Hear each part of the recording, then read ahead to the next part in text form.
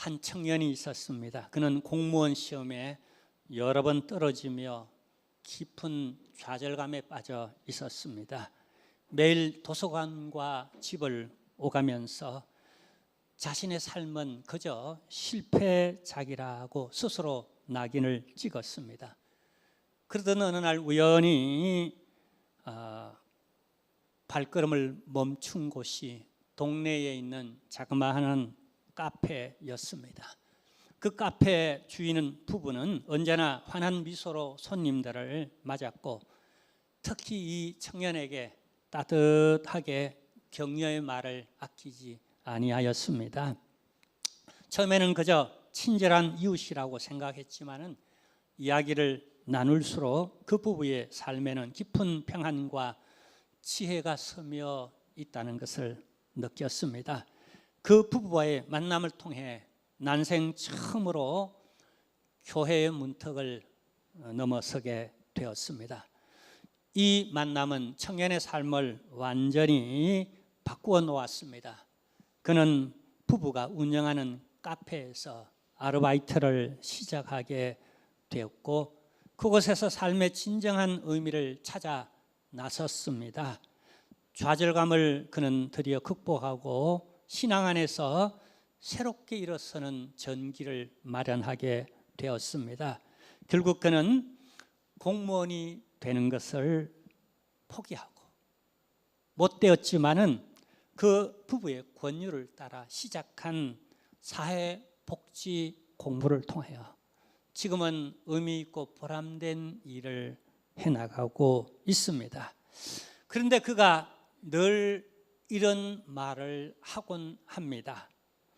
내 인생에 그 고마운 부부를 내가 만나지 못했더라면 아직도 실패작으로 낙인 찍으며 내가 좌절해 있을 텐데 그분을 만난 건 내가 행운이었다. 그분은 나의 은인과 같은 하나님이 내게 보내주신 천사 같은 분이라고 이렇게 말하고 합니다. 여러분, 오늘 성경에는 이와 같은 그 동네 카페 부부와 같은 한 부부를 우리에게 들려주고 있습니다. 바로 브리스가와 아굴라 부부입니다. 그들은 바울처럼 특별한 사도도 아니고요, 또 아볼로처럼 지식이 많은 그런 지식인도 아니었습니다. 그저 고린도 지역에서 아주 서민들의 주거인 텐트, 장막을 만드는 이런 생업을 하는 이런 사람들이었습니다. 그런데 불행하게도 로마에서 추방당하여서 고린도로 왔습니다. 그런데 그 안에서 정말 불행한 일이지만은 이 앞서 얘기한 청년처럼 좌절감이 왜 없었겠습니까? 또 그걸 강제로 추방당하여 여기 낯선 땅에 왔을 때에 얼마나 외롭고 적막하였겠습니까? 이 말은 누군가 그에게 필요한 따뜻한 말 한마디 혹은 격려, 그가 뿌리를 내릴 수 있도록 어떤 기반이 되어주는, 혹은 넘어졌지만은 좀 딛고 일어설 만한 지팡이 같은 혹은 디딤돌 같은 어떤 사람 필요하잖아요. 자, 근데요, 이런 불행이 전화위복이 되어져서 합력하여 선을 이루어서, 여러분 성경에 이 부부의 얘기가 한 번 나오는 것도 참 우리가 알지만 어렵습니다. 근데 대여섯 번이나 이 성경에 이 부부의 얘기를 하고 있다는 거예요. 그리고 특별히 사도 바울은 이 부부를 향하여서 어떻게 말할 것 같습니까? 여러분, 제가 부족한 담임 목사이지만은 여러분들이 정체의식을 가지고 제가 여러분들을 어떻게 여기며, 그래서 어떤 말로 여러분에게, 우리 온 교회에 저분은 나의 이런 분입니다 라는 고백을 받고 싶습니까? 오늘 여러분 로마서 16장 3절에 보면은요, 이 부부를 향하여 바울이 뭐라고 하느냐 하면은요, 한번 따라 할까요? 나의 동역자들. 나의 동역자들이에요. 여러분, 이런 얘기 듣고 싶지 않습니까? 여러분, 나만 그렇게 생각하는 게 아니라 주의 종이 그렇게 생각한다는 것.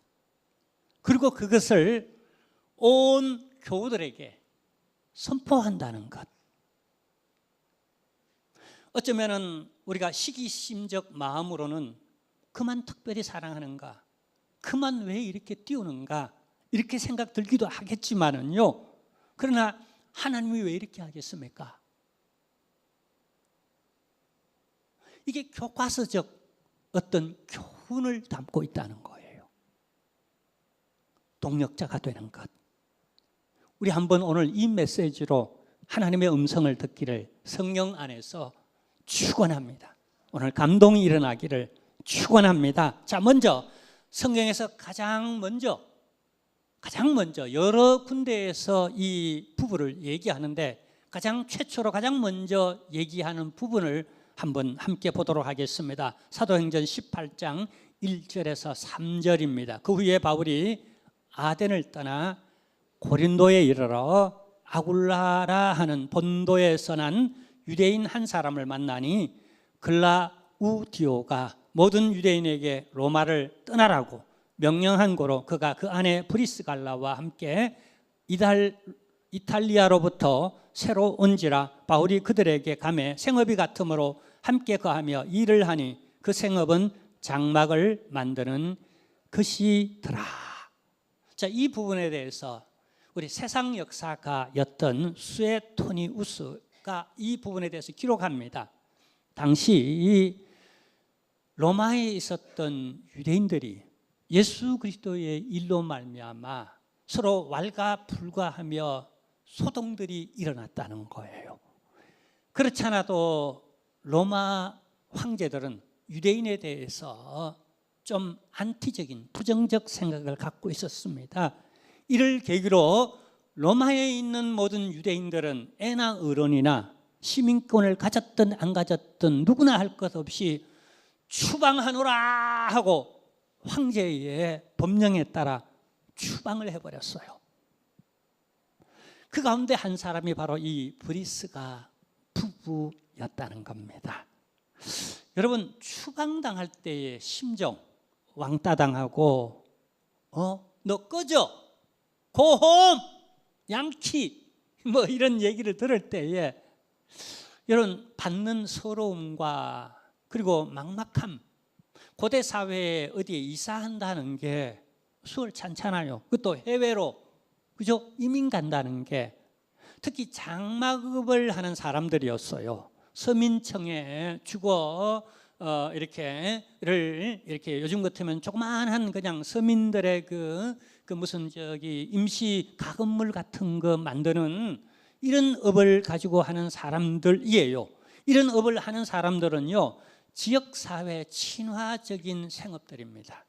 주변에 아는 사람들, 주변에 뭐 관공서도 알아야 되고 뭐 허가 맞는 것도 알아야 되고 하는 이런 친화적인데, 근데 이것 다 내려놓고 갑자기 추방이요 하고 떠나갈 때 그 심정이 얼마나 외롭고, 앞서 우리 한 청년처럼 야, 여기서 끝나구나, 내 생업이 끝나구나, 얼마나 그 좌절감과 실패감으로 마음이 그냥 우울했겠습니까?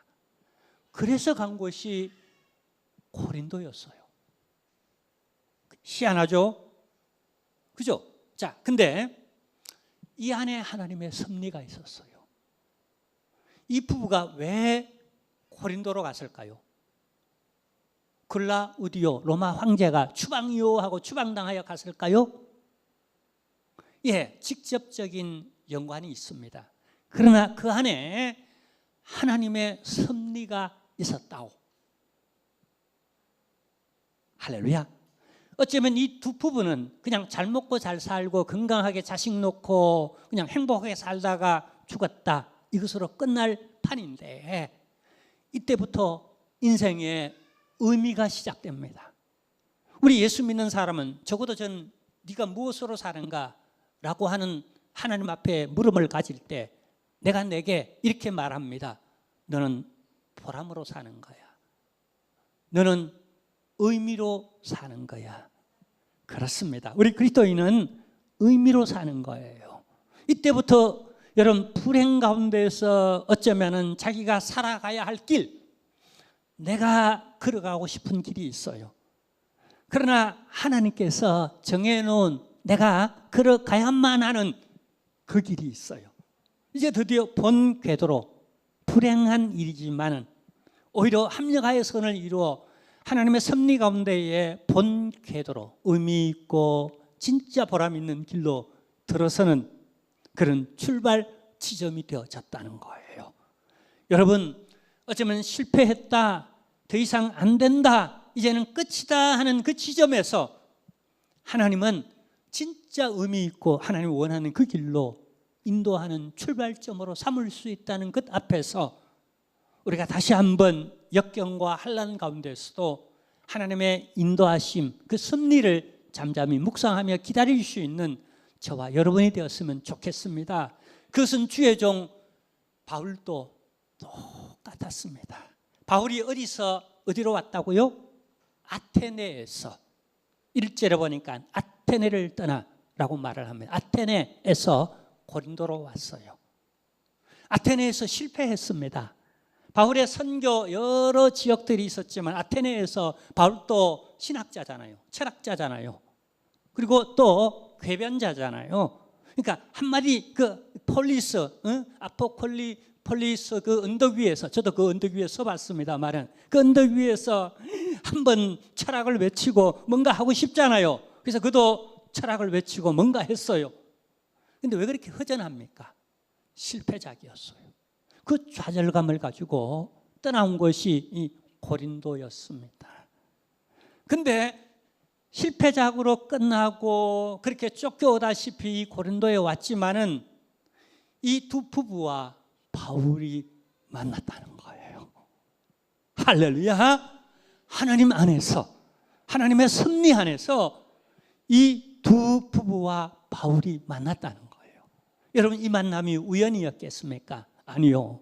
이때부터 의미가 시작되어 여러분 성경 곳곳에 사도 바울이 사역하는 현장에 이 두 부부의 얘기가 나오는 거예요. 할렐루야. 아멘. 자, 아멘. 자, 여러분 한번 보세요. 자, 우선 여기 우리가 나아가 두 번째 장면이 나오는데요.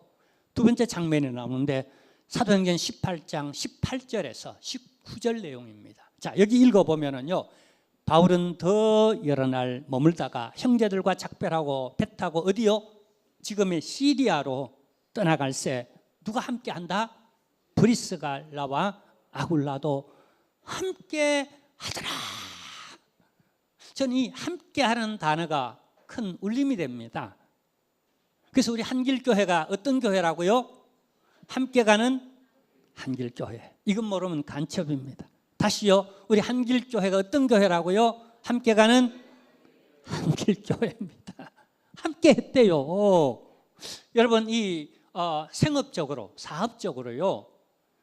이제 막 여러분 이 고린도에 와서 이제 좀 지역 사회에 정착하고 또 이제 사업적으로 알만하고 단골도 생기고 또 일도 할만하고 했는데 주의 종이 에베소로 간대요. 에베소. 근데 누가 함께 해요? 이 부부가 함께 한대요. 이거 쉬운 일이 아니지 않습니까? 남의 일이니까 참 좋은 일이네. 뭐 그럴 수 있어. 대단해. 라는 정도로 객관화 시켜놓고 보면은 이게 그냥 은혜가 안 돼요.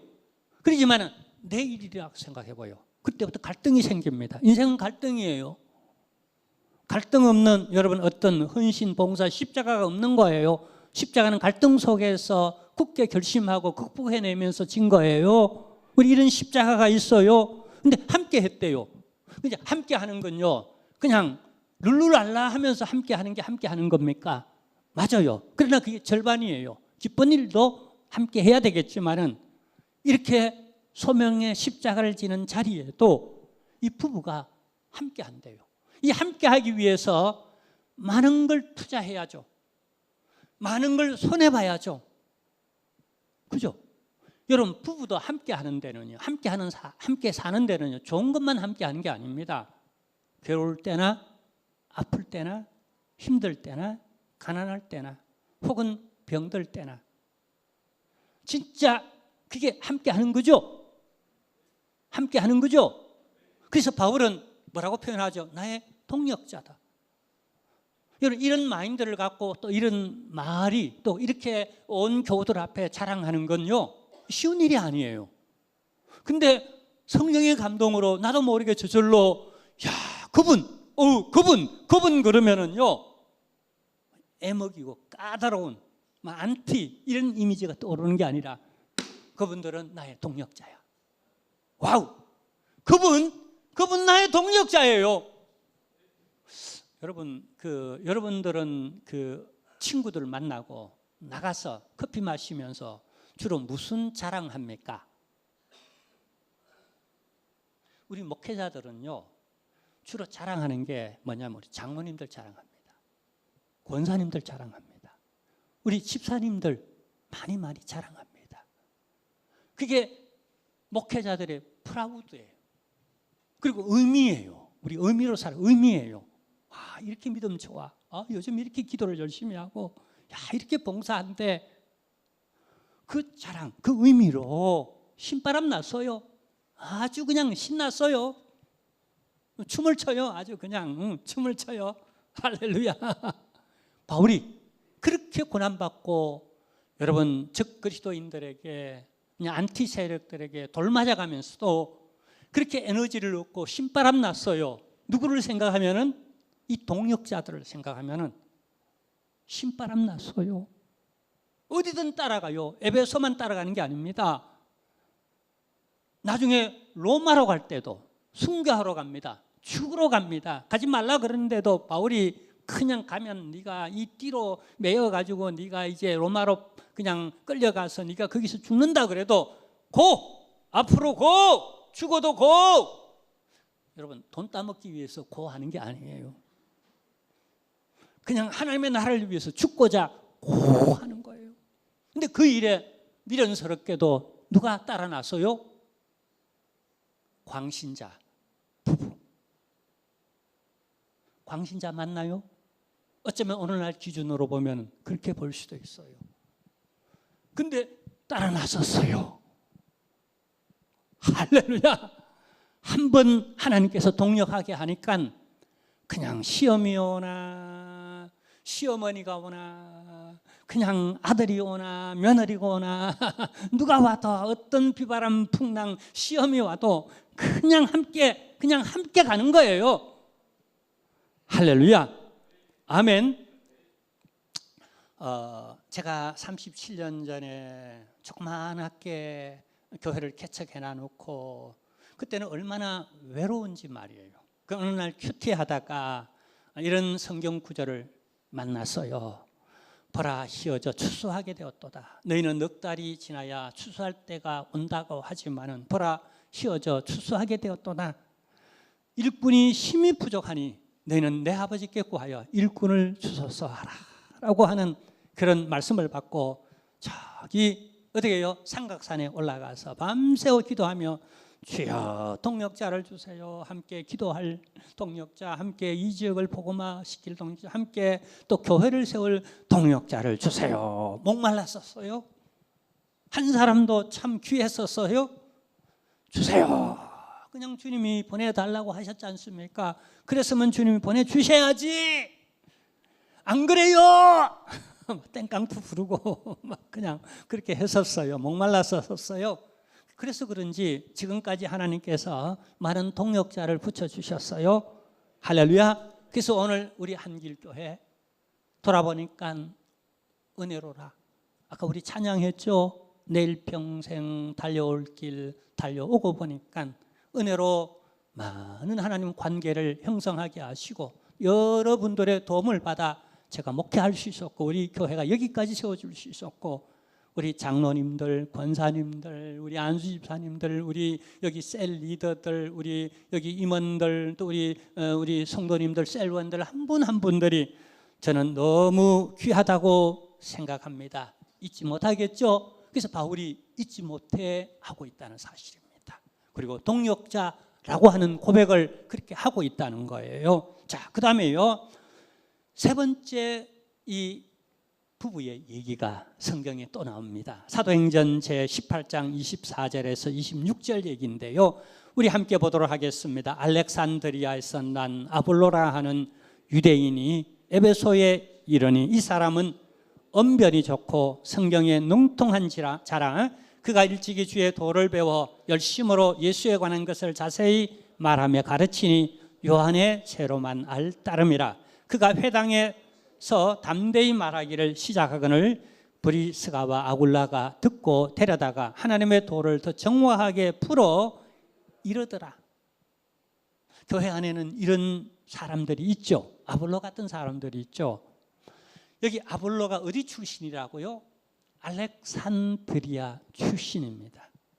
여러분, 이 알렉산드리아는요, 알렉산더 대왕 시절에 제국에, 이 알렉산더 제국이 우리가 생각했던 것보다도 연구할수록 어마어마하고 알렉산더 대왕이 대단해요. 제국의 수도를 삼았던, 자기 이름을 따라 알렉산드리아라고 말했던 지중해 연안의 최대 당시 제국에서 가장 영향력 있는 도시인데, 이 도시, 이 알렉산드리아가 인류 문화사적으로 끼친 영향 업적 중에 가장 중요한 업적이 뭐냐면요, 지식입니다. 그래서 지금까지도 세계적으로 가장 고대 사회의 큰 도서관, 가장 많은 수많은 장서를 가졌던, 오늘날은 출판업들이 발달되어져 가지고 책값이 그리 비싸지 않지만은 예전에 책 한 권 한 권들이 보물급들이었습니다. 참고로 우리 복음이 세계화되는 데에 큰 영향력을 끼쳤던 성경 버전이 있습니다. 그게 바로 알렉산드리아 버전인데요. 이걸 우리 신학계에서는 70인역, 70인, 70 버전이라고 70인역이라고 이렇게 말을 합니다. 근데 이게 바로 알렉산드리아 버전이에요. 이렇게 이 도시는 지식의 도시였어요. 근데 이 출신이라는 건 오늘 성경에도 나오지만은 어떻게 그는 많은 지식을 가졌던 지식인이에요. 더불어서 보통 지식인들이 이렇게 머리에 든 건 많지만은 잘 표현 못합니다. 언변이 그렇게 좋지 못합니다. 근데 이 아볼로는 지식도 많았거니와 말을 달변적으로 또 조리 있게 쏙쏙 감명 깊게 말할 수 있는 이런 재주를 가진 지식적 그런 강연을 잘하는 이런 젊은이에요. 유능한 젊은이에요. 근데 이 양반이 담대히 서서 교회에서 성경을 가르쳐요. 근데 구약 성경이죠. 그죠? 왜냐하면은 여러분, 이 알렉산드리아에서 그 히브리어 성경을 가지고 세계화를 위한 이렇게 버전, 그러니까 70인역을 만들 때에 그 헬라어로 만들죠. 히브리어 성경을, 구약 성경을, 히브리어 이 전체 성경을 헬라어 전체 성경으로 번역을 하는 바로 그 도시가 이 알렉산드리아 도시예요. 그 출신이니까 여러분, 헬라어로 이 구약 성경에 능통한 사람이에요. 그래서 헬라 제국을 다니면서 헬라어로 구약 성경 혹은 신약 성경을 막 외칠 때에 얼마나 사람들이 감동을 받았겠어요. 근데 문제는 한계가 있었다는 거예요. 지식은 많았다는, 성경 지식에 대해서 해박한 지식은 많았어요. 근데 뭐는 알고 뭐는 몰라? 세례 요한의 세례까지는 박식했어요. 근데 결정적으로 어쩌면 이 결정적 2%가 어떻게 해요? 복음의 사역과 그의 한계를 드러내는 결정적인 이 2%가 때로는 결정적일 때가 있습니다. 저나 여러분이나 우리 교회 안에 우리 인격적으로나 사역적으로나 어떤 은사적으로나 참 유능하고 대단하고 참 괜찮고 좋은데 딱 2%가 부족합니다. 우리 그런 사람 만나잖아요. 또 내 안에도 그걸 발견하고, 야, 내가 이런 부분 딱 2%만 채워줬으면 좋겠다. 그런데 요게요, 여러분, 식물에 있어서 최소의 법칙이라는 게 있죠. 다 좋은데, 이 식물이 다 좋은데 그 2%의 영향이 절대적 영향을 미쳐가지고 이게 못 성장하는 것 있죠. 그 2%의 법칙, 최소의 법칙이라고 말해요. 최소의 다 좋은데 그 조그만한 2% 부족한 그 최소 때문에 다른 모든 것이 활짝 피어나지 못하는 이 최소의 법칙이라는 게 있어요. 어쩌면 아볼로 같은 이는 참 유능하고 좋은 청년이고 젊은인데 앞으로 나중에 보면 큰 인물이 됩니다. 근데 이 2% 교회 안에 부족한 사람을 이 아볼로 부부가 어떻게 하죠? 데려다가 겸손히 조용히 가르칩니다. 가르쳐요. 아마 좀 건축업을 하는 사람이기에 당시나 오늘이나, 죄송합니다, 건축하는 분들 조금은 무식할 수 있지 않습니까? 다시 말하면 저도 은퇴한 다음에 좀 몸으로 때우는 이런 일들을 좀 많이 좀 했으면 좋겠다 싶은 마음도 드는데, 뭐 농사를 짓는다거나 어디 가서 좀 건축하는 일에 보조로 시다로 들어가서 좀 내가 그 못이라도 망치라도 좀 쳐주고 뭐 이런 거라도 좀 몸으로 때우는 걸 뭐 좀 했으면 좋겠다 싶은 그런 로망도 있습니다만은, 어쨌거나 좀 학문을 전문적으로 연구하는 아볼로 같은 박식한 사람이 아니잖아요. 그런데 데려다가 가르쳐요. 여러분, 교회 안은 이게 필요하죠. 내가 더 많이 아나 적게 아나 상관없이 뭔가 유능한 사람이고 젊은데 2%가 부족한 사람의 뭔가를 데려다가 좀 조용히 겸손하게 가르치는, 때로는 충고도 하고 또 때로는 달래기도 하고 또 때로는 격려하기도 하고 하는 교회 안에 이런 부분이 필요하죠. 할렐루야. 이게 목회자의 동력자였다는 거예요. 이렇게 하는 게 동력이라는 거예요. 우리 교회 장로님들, 제가 모른 체 하지만 이런 부분 잘 하고 있습니다. 교회가 이만하게 든든하게 써가고 은혜롭게 가는 데는 우리 장로님들 부부의 역할이 보통이 아닌 거예요. 우리 권사님들 고맙고요. 우리 안수 집사님과 우리 셀리더 여러분들 정말 고맙고 고맙습니다. 우리 임원 여러분들, 우리 셀원 여러분들, 너무 교사 여러분들 다들 너무너무 고맙죠. 이런 동력자가 있기에 교회는 안정되어지고요. 은혜 안에 부흥되져 가고요. 또 하나님께 영광 돌릴 이런 일들이 그냥 열매 맺고 많은 거예요. 그리고 이 아볼로도 보면은요, 너무 괜찮은 사람이에요. 자칫 여러분 많이 알고 내가 더 똑똑하다고 생각하면 오만할 수 있지 않습니까? 그래서 누구의 얘기를 귀 기울여 듣지 않고 따로 놀 수 있잖아요. 똑똑한 사람일수록 스스로 자기를 왕따시켜서 따로 고고한 척하거나 그렇게 할 수 있지 않습니까? 근데 이 아볼로 부부가 가르칠 때에 겸손히 그 가르침을 귀를 기울여 듣고 있다는 거예요. 그래서 그런지 나중에 아볼로가 큰 지도자가 되어져요. 교회의 큰 일꾼이 되어져요. 할렐루야. 교회는 이런 곳입니다. 누군가가 아볼로 같은 사람들은 겸손히 배우고 그래서 체험을 받아 앞으로 큰 인물이 되어져 가고, 또 어떤 분들은 그런 분들을 불러다가 조용히 타이르며 가르치며 이렇게 하는 거야 라고 또 이렇게 사랑하고요. 교회는 이런 공동체입니다. 아멘. 할렐루야. 자, 그 역할을 잘 했다는 게 너무 감사하죠. 자, 그리고 또 하나 보면은요, 네 번째 얘기입니다. 네 번째 성경에 로마서 16장 3절에서 5절에 나오는데요, 우리 함께 보도록 하겠습니다.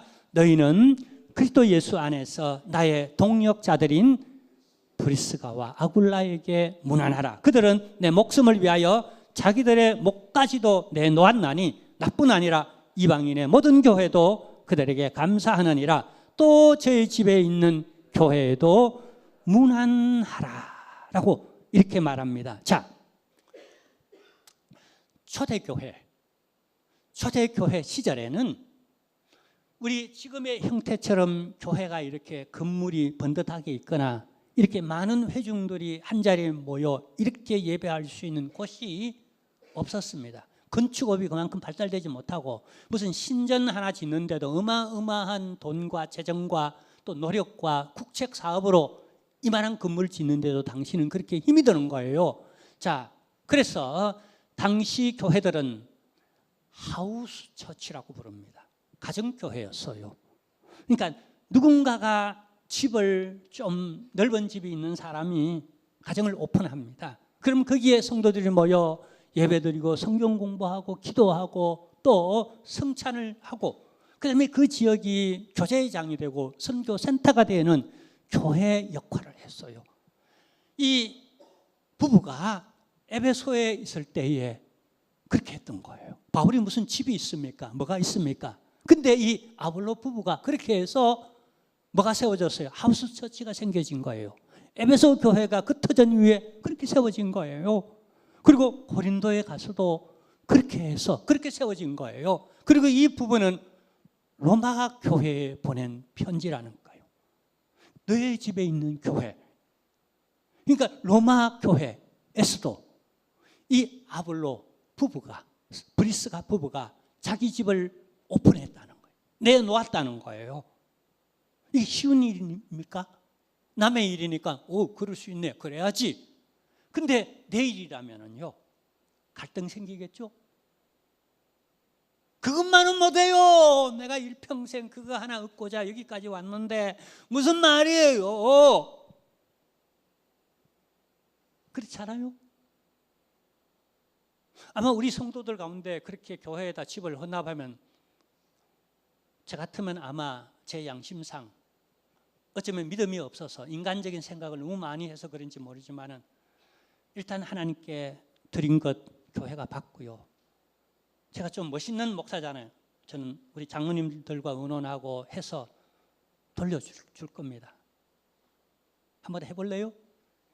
아이고 어머나 라고 안 돌려주면 혹 어떡하나. 여러분 믿으세요. 다 돌려주는 사람입니다. 돌려주고 싶어요. 멋있게 그렇게 제 목회의 마지막 은퇴를 앞두고 내가 그렇게 멋있게 그냥 마침표를 찍고 싶어요. 난 돌려주고 싶어요. 근데 여기 보세요. 이렇게 할 수 있었던 그 에너지, 그 동기가 뭘까?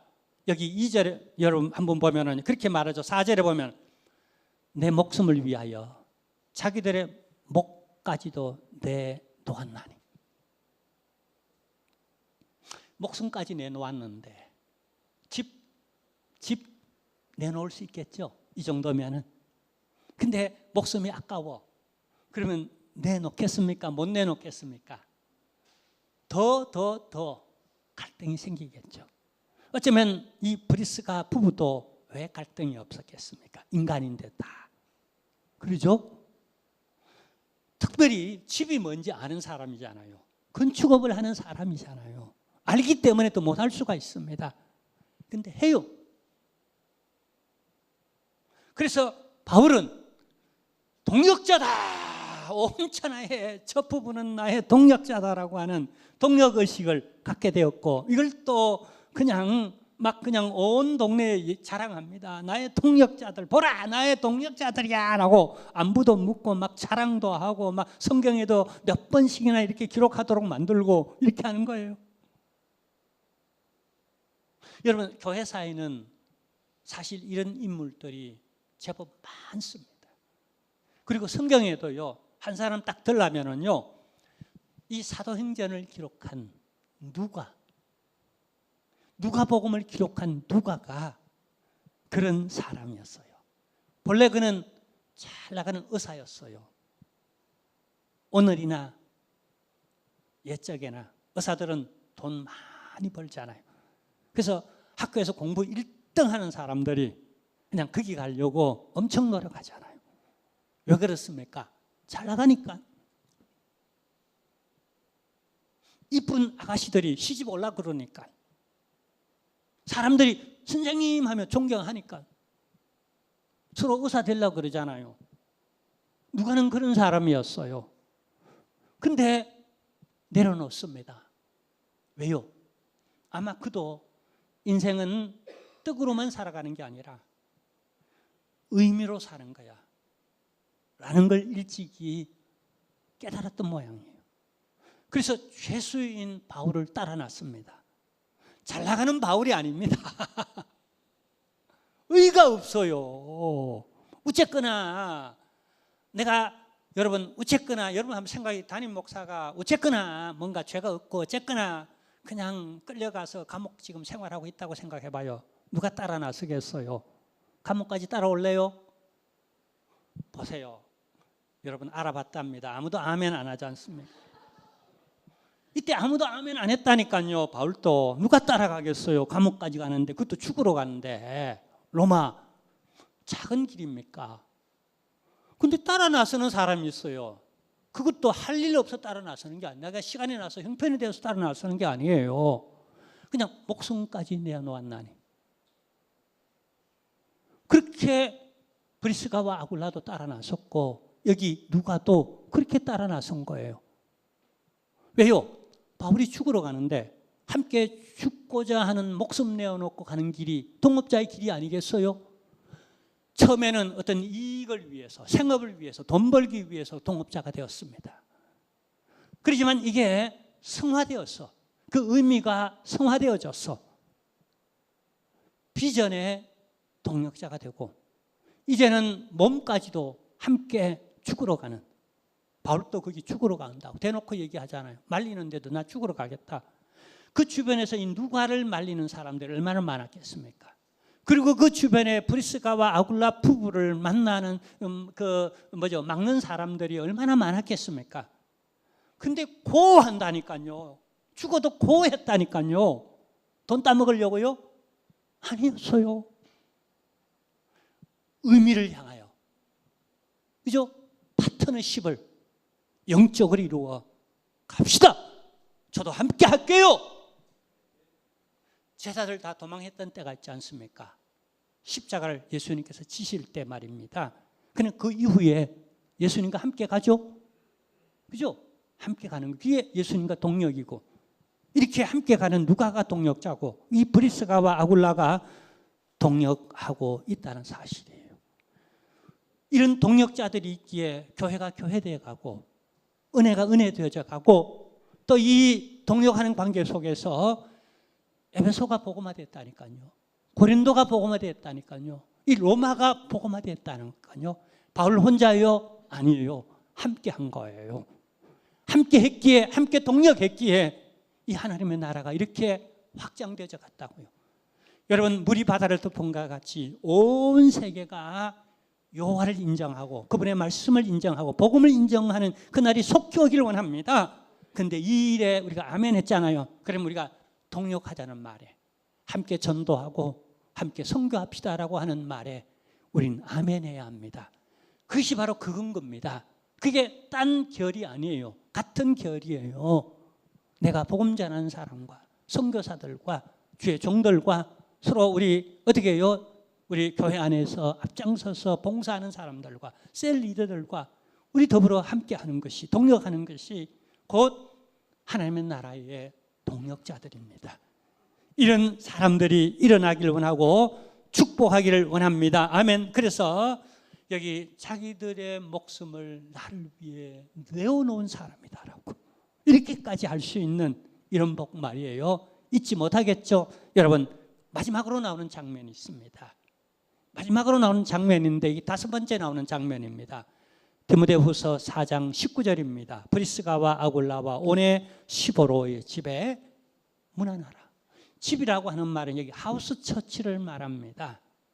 여하튼 어디를 있든지, 어디로 이사 가든지, 해외로 가든지, 어디 가든지 이 브리스가와 아굴라 집은 교회가 되어버렸어요. 아예 그냥 그렇게 작정하고, 이건 하나님의 것이야. 진정한 가장, 진정한 호주로 주님을 모신 거죠. 이건 내 집이 아니라 이건 주님의 집이야. 그렇게 딱 해버린 거죠. 그죠? 그리고 이 부분은요, 여러분, 이게 디모데후서는 3장까지 되어져 있는데 3장의 마지막 부분입니다. 우리가 아는 바대로 이 디모데후서 이 부분은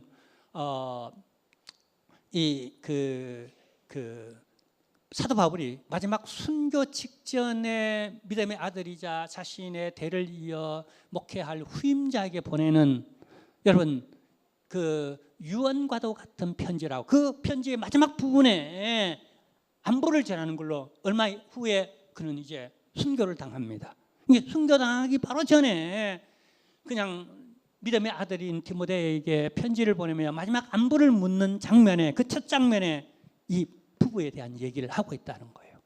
그러니까 이 관계, 동반자 관계가 그냥 단순한 어떤 생업에서 시작되었지만은 그 한두 번의 파트너십을 갖는 걸로 끝나버리는 게 아니라 일평생 함께 유대 관계를 가지면서 함께 기도해주고 함께 말씀을 주고 격려하며 선교의 비전을 함께 공유하면서 함께 이렇게 쭉 마지막 죽을 때까지 순교할 때까지 이어져 왔다는 거예요. 이게 얼마나 귀한 거예요. 그러죠? 저는 그래서 여기 우리 교회가 37년 동안 개척하던 해에 오셨던 우리 장로님 가정도 있고 그때의 중학생이었던 우리 집사님도 있고 권사님도 있고 뭐 등등 그렇게 해서 37년 이렇게 왔어요. 그리고 지금 우리 청년들이나 여기 앉은 사람들 가운데는 그냥 여기 와서 태어나가지고 여기 와서 유아세를 받고 여기 와서 중고등부 주일학교 거쳐가지고 유치부 중고등부 거쳐가 청년부 거치고 여기까지 이르는 이런 한 분 한 분들이 얼마나 소중하겠습니까? 그래서 제가 은퇴한들 언제 할 거나 그건 이제 내년 연초에 이제 제가 우리 장로님들하고 다 의논하고 나서 공포를 할 겁니다. 그때까지 같이 기도하십시다. 아멘. 근데 여러분 지금까지 달려왔는데 제가 어제 잊을 수가 있겠습니까? 은퇴한들 어떻게 된들 마지막까지 제가 잊을 수 있겠습니까? 제가 이렇게 뭔가 이렇게 포스터도 만들고 영상도 간단하게 만들고 요즘은 또 음악도 이렇게 만들어 가지고 우리 성도님들한테 이렇게 보내면서요 잠깐 기도합니다. 그냥 그 보내는 게 그냥 보내는 게 아니라 아이고 위로받았으면 좋겠다, 힘을 얻었으면 좋겠다, 이 가정이 잘 됐으면 좋겠다, 아프지 않았으면 좋겠고 하는 생업에 축복해 주시고 정말 덥지만은 여름 시원하게 보내고 더 행복하게 살았으면 좋겠다 이런 기도하는 마음이에요. 그냥 이렇게 보내는 자체가 하나하나 다 그게 기도가 되는 거예요. 관심이 있고 그죠? 하다가 보면 또 관심이 생기고 또 기도하는 마음이 되고 이분이 요즘 좀 그 인상이 좀 이렇게 어둡던데 아이고 무슨 일이 있을까 하나님 밝도록 도와주세요 뭐 등등 여러 가지 많은 것들을 보내요. 근데 20년 전 혹은 10년 전 혹은 30년 전 저랑 연락되는 분들이 있어요. 그래서 이렇게 보내면은 아유 목사님 너무 영상을 참 은혜 받았습니다. 그러면 그리고 뭐 하나 이모티콘 하나 그냥 하트라도 하나 보내면 너무 신이 났어요. 신이 났다니까요. 할렐루야. 그리고 또 어떻게 보면 뭐 휴가 냈다고 찾아오기도 하고 너무 반가워요. 그죠? 이런 관계를 바울과 여러분 이 누가나 그리고 이 브리스가 부부와 함께 같이 이게 성도의 교제가 아닐까요? 이게 주님이 원하는 교회가 아닐까요? 이 관계를 이렇게 만들어 간다니까요. 여러분 우리의 만남은 우연일까요? 제가 이 본문을 묵상하며 노사연 권사님의 그 노래가 생각이 나서 한 소절 했는데 생각보다 그 노래 부르기가 굉장히 어렵더라고요. 들을 때는 쉽게 들었는데 내가 부르려 치니까 엄청 어렵더라고요. 우리 만남은 우연이 아니야. 여기까지는 억지로 따라 불렀는데 그 다음에 부르려니까 내가 목소리가 안 올라가더라고요. 자, 어쨌거나 아니라니까요. 우연이 아니잖아요. 우리 이렇게 서로 만났는데 그죠? 조금 더 성화시켜서 파트너십을 갖는 비전의 파트너십. 함께 울고 함께 웃고 함께 먹고 함께 비전을 공유하여 함께 복음을 전하는 그리고 함께 더 상승작용하는 이런 멋진 교회로 나아갈 수 있도록 여러분 다 동력자가 되어주시기를 잊을 수 없는 우리 함께 더불어 목숨이라도 내놓을 수 있는 그런 파트너십을 갖기를 주님의 이름으로 축원합니다. 하나님 아버지 감사합니다. 은혜로 살아갑니다. 참으로 우리 일생 다 가고 은혜였습니다라고 고백할 수 있는 그런 관계, 그런 파트너십, 그런 의미의 공동체, 비전의 공동체를 이루어 주의 교회를 하나님의 형상대로 함께 다듬어가는, 되어져가는 그런 역사만 있도록 도와 주옵소서. 예수님의 이름으로 기도하옵나이다. 아멘. 우리 다